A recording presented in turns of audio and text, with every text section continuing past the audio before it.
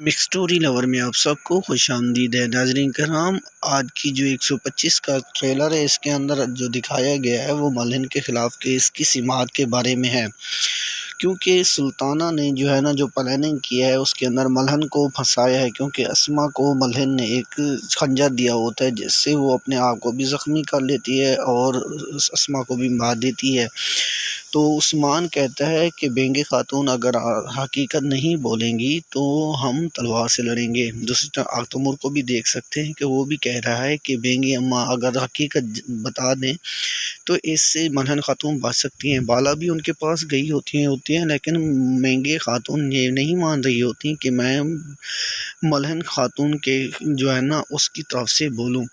تو دوسری طرف عثمان دیکھ سکتے ہیں، عثمان کہتا ہے کہ ہم جا کر حملہ کریں گے اور ملہن کو بچا کر لے آئیں گے۔